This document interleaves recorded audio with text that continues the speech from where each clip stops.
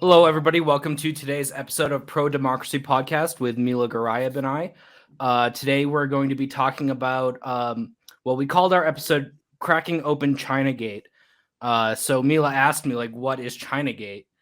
And my response was, it's all of it, right? It's like every bit of scandal, controversy, propaganda that we're being fed on like a monthly basis. It seems like every month there's like a new thing.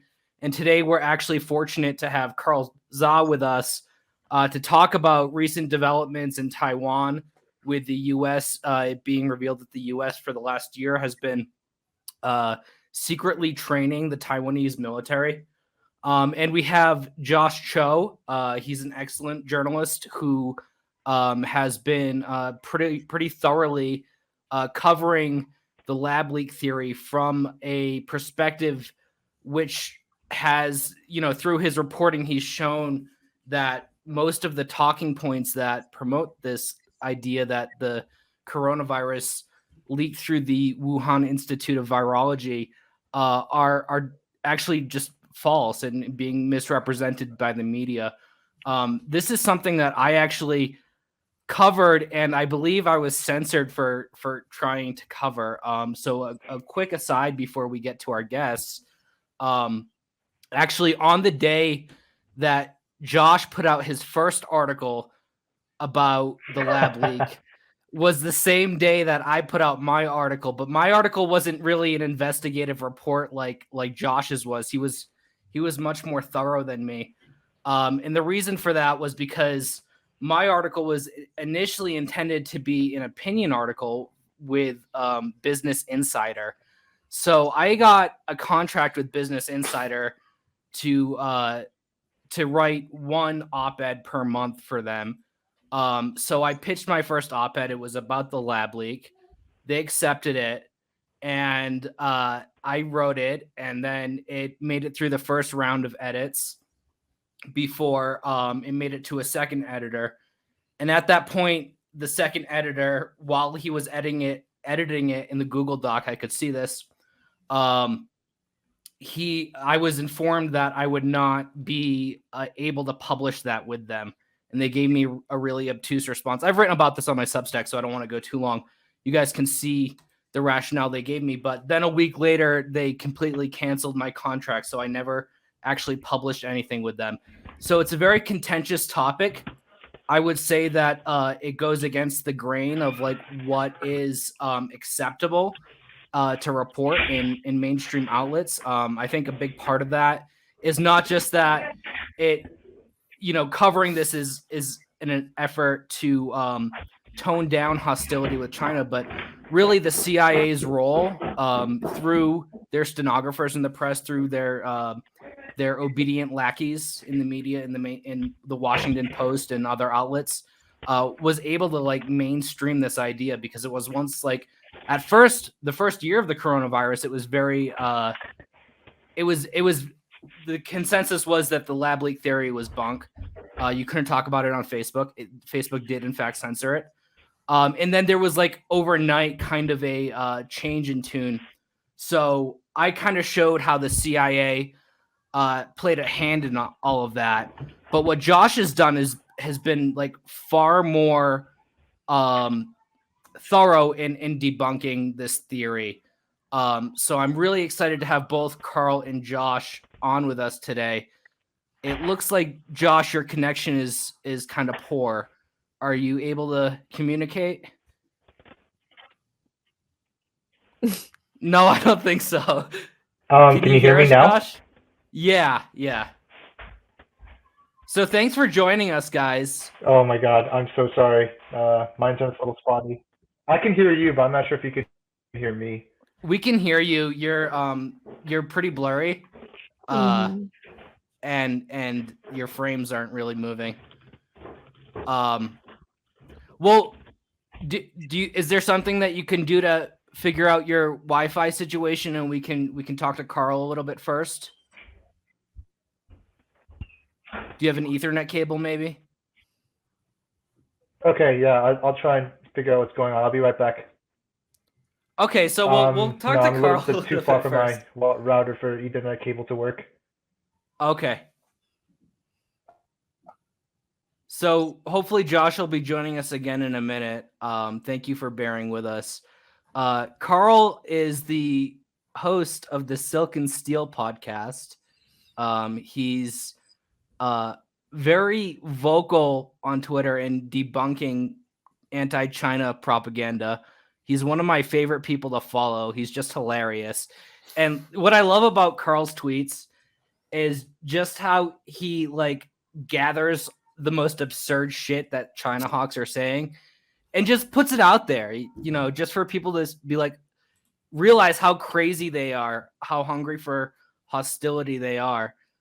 So I can't think of a more perfect time to have you on the podcast than, you know, this week when hostilities are so high. I think one mistake that I've been seeing a lot repeated in the media on Twitter is that the U.S. and China are closer to war. And I think that's a mistake because I don't see an actual hot war happening, regardless of how heightened the tensions are right now. The U.S. would lose like so quickly, right? We're dealing with a population that's like many times bigger than our own. And I think a military that has a little bit more discipline, you know, just if you know any people in the U.S. military or read the news, you can get a pretty good idea of how frequently there are problems with troop discipline, and I think that would play a big role. But did you see that news? The U.S. nuclear submarine just ran into something unknown in South China Sea. This just happened a couple of days ago. Yeah, China doesn't really do that, and you know what? If they did, I don't think the media would find out. They have like a better control on that kind of stuff. But so yeah, that's exactly my point, Carl. So I mean, what's your take on all this? I think it's fair to say that there's already war. It's just a hybrid war. It's information, economic, cultural, other things. But what's your take on all that, Carl? Unfortunately, right now in U.S., the competition with China is bipartisan. On one side we have the ultra hawks. They want a confrontation with China over Taiwan. And on the other side, the doves, quote unquote doves, they say, well, let's cool it off a little bit. Let's try with economic sanctions. This is the two side of the debate in U.S. right now. There's nobody saying, hold up, wait a minute. Why do we have to have this tension with China? Why is this necessary? Nobody bothered to explain. And regarding the current crisis over Taiwan, I think we have to keep in mind, even United States government bureaucracy is not one monolith.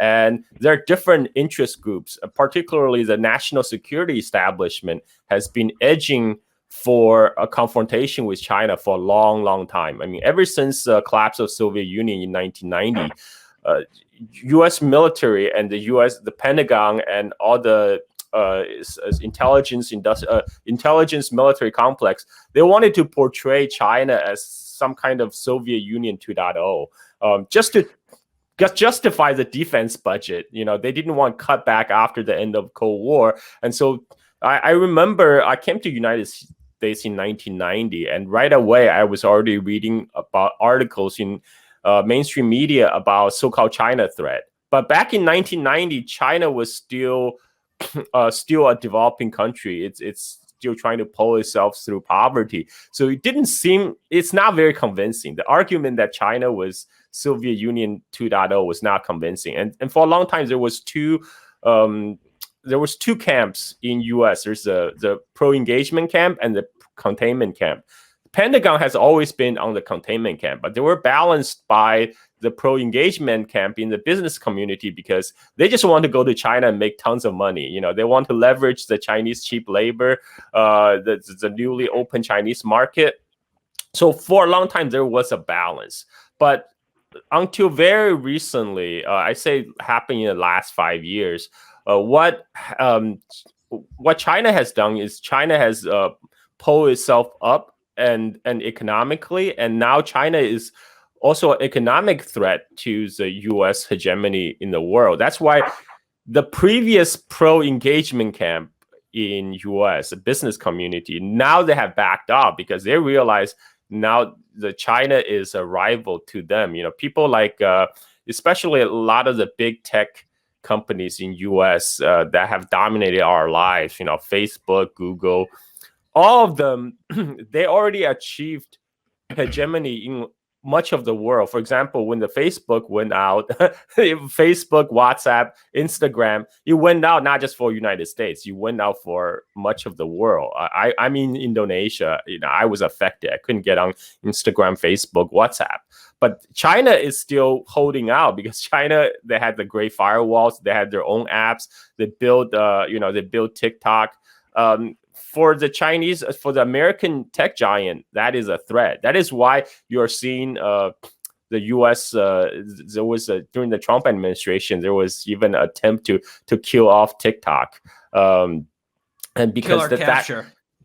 Yeah, exactly. They're trying to get TikTok sold off to Microsoft, and so right now it's a four spectrum, like you said, a hybrid war with China. But there's degrees of differences. So if you notice recently, Biden actually reiterated the U.S. commitment to the One China principle and recognized that Taiwan is part of China. Right away, you see all these news items about Chinese warplanes invading "quote unquote" Taiwan airspace, and then U.S. aircraft carriers sailing into South China Sea. So many people there's many people in the national security establishment. They do not want to see U.S. move into a more conciliatory stance with China. They didn't like what Biden sound bites lately, so they're doing their best trying to keep pushing the confrontation forward. Example, that's interesting. I'm sorry to interrupt, but real quick, it's almost like what we saw with Trump, where he would put out this policy idea that was kind of more in favor of detente with the DPRK, for example, and then he was totally undermined by the media, the military, and all the other kind of establishment forces. So and that's really Russiagate. Interesting. Russiagate, because he reset with Russia was a big Trump Trump idea, but the blob totally pushed against it because the NATO, all the jobs at stake in the NATO institution, this is good American jobs at stake here. So yeah, so we're seeing similar thing playing out against China right now. Because there's also a party divide in United States. The Democrats who were pushing for the Russiagate, right, during the Trump years, whereas the Democrats want to get tough with China, and right now, there's not even much pushback from a Republican on getting tough with China. Everybody in U.S. want to get tough on China. Yeah, so that's where we are. And if you actually look at for example, the latest so-called Taiwan crisis, it's a lot of manufactured nothing burger. A lot of the media reporting the Chinese are running 100 incursions into the Taiwan "quote unquote" airspace. So it gives you the impression that Chinese fighter jet is flying over the city of Taipei. People are looking up and seeing Chinese fighter jet in the sky. That's not even the case. The Chinese fighter jet didn't even cross the island of Taiwan anywhere close. What was the reported incursion was actually reported by the Taiwan Defense Ministry. They reported an incursion against the Taiwan ADIZ, the Air Defense Identification Zone. So for people who are interested, I encourage you to Google ADIZ. There's actually a Wikipedia article on ADIZ, and there's an entry under Taiwan. You can see the map of the Taiwan ADIZ zone. Fully half of it is actually over Chinese mainland. So you can see how Yeah, over the land of Chinese mainland. But then people are saying, oh, wait a minute. But the latest incursion was not over the Chinese mainland. It was over the other half. That's correct. The Taiwan Defense Ministry was actually kind enough to post like hourly updates of all the PLA flight path across their ADIA zone. And you can see from the map they posted, the most of these PLA flight over, they're still circling closer to the mainland Chinese coast rather than anywhere near Taiwan.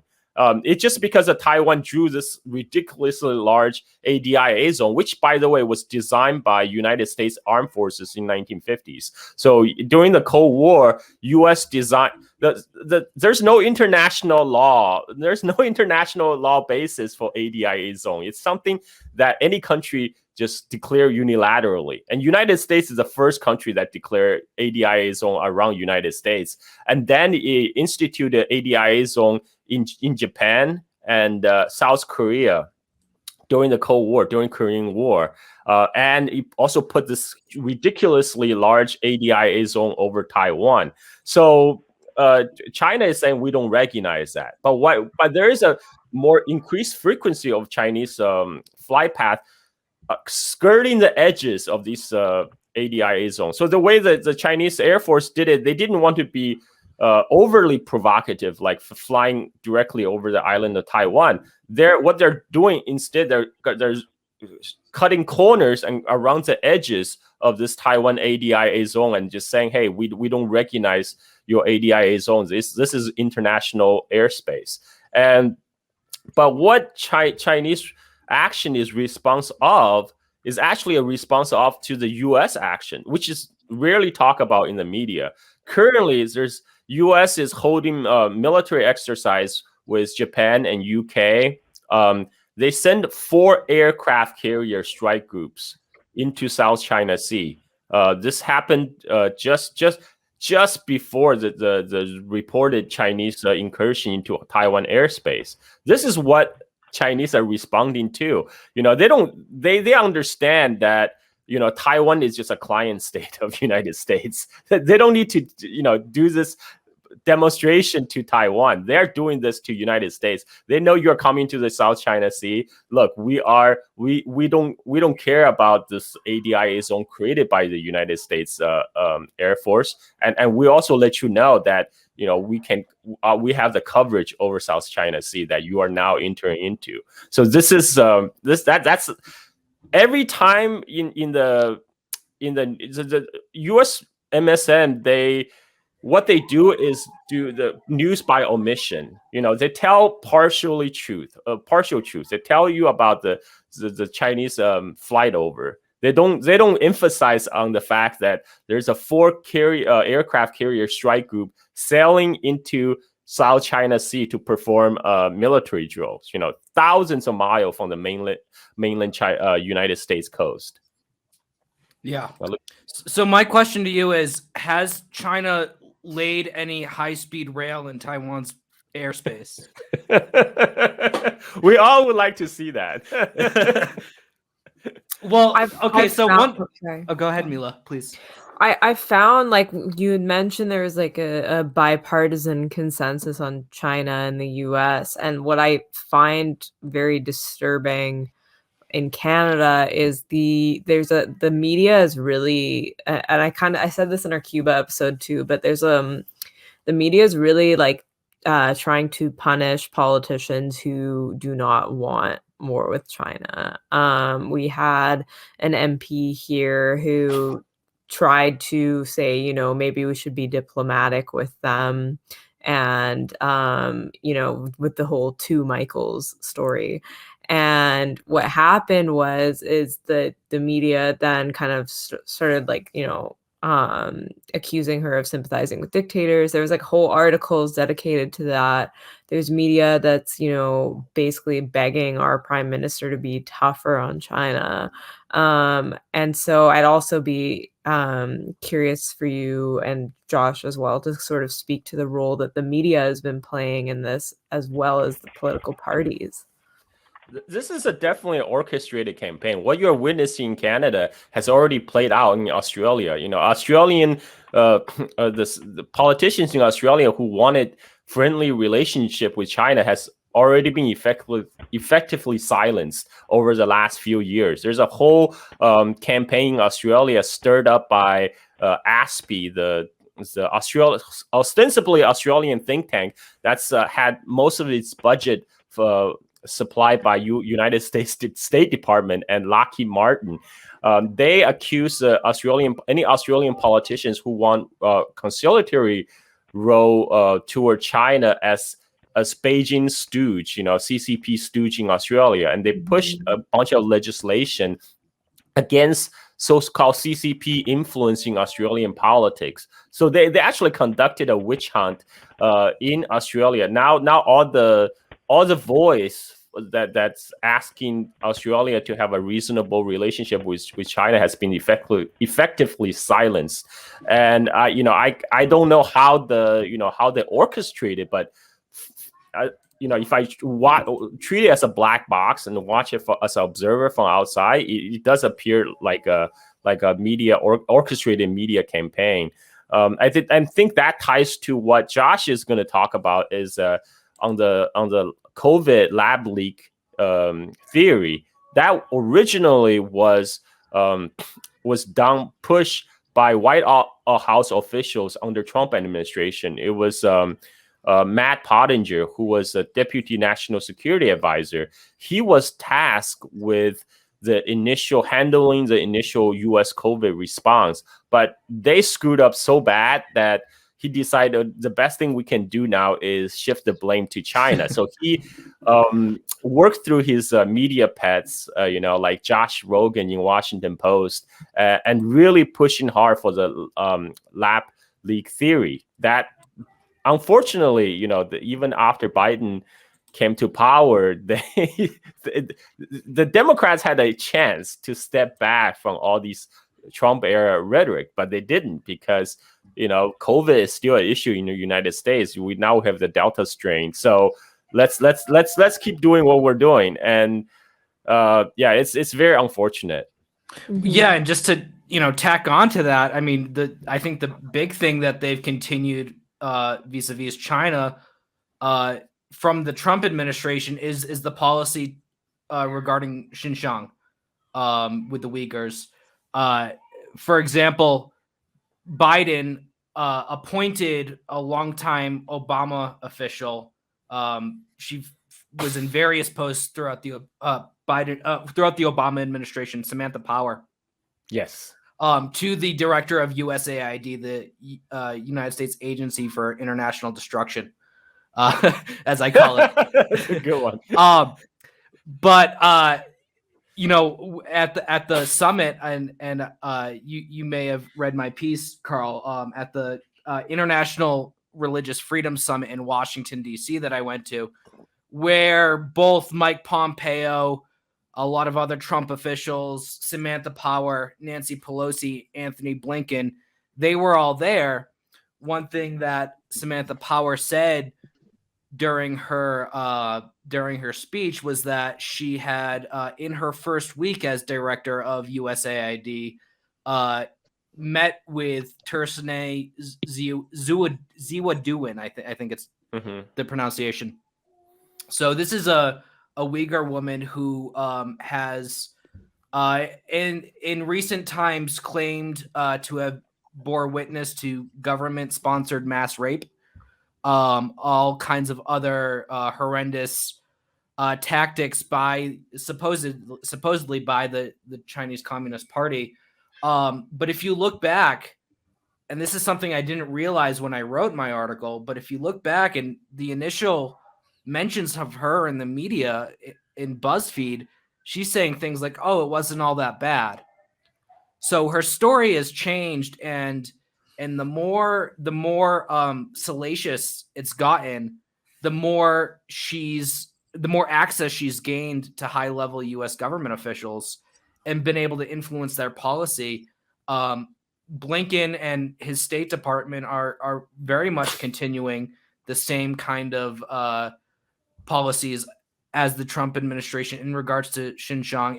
And I think what the big thing that people don't realize about this now, there may be some policies that as Westerners we don't agree with. They don't comport with our values in Xinjiang, right? That may be true, but there's, first of all, no evidence of a genocide. The statistics are constantly changing. When we do get statistics, they're furnished to us by discredited people like Adrian Zenz. And this is all happening within the context of China's Belt and Road Initiative, right? So obviously, you were talking about this earlier, in the 90s, China, people were identifying it as a problem, but it wasn't considered so much of a problem because they were a growing power. Now it's clear they're going to overtake the United States. And a big piece of that puzzle, to a big component of their economic growth, is the Belt and Road Initiative. And in order to get, goods, Chinese goods to the West, Xinjiang needs to be a part of that, right? And so the United States is doing, exactly what it did with the Mujahideen, with the jihadist rebels in Syria, and they're using it. They're using them. They're using the economic policies, the campaign to boycott cotton from Xinjiang to create dissatisfaction among the people, right? If there's no jobs, then who are they going to blame? They're going to blame their government, and they're going to try to rise up. So that seems to be the goal here. But at this point, I do have to end the Twitter live stream. We're going to be going exclusively over to Rokfin. I hope everybody joins us because Josh has not gotten a chance to talk yet, and he's got some really insightful stuff to share with all of us. So please join us on Rokfin and hear about Josh's fantastic exposés of the propaganda around the lab leak theory and why it's totally trash and you shouldn't believe it.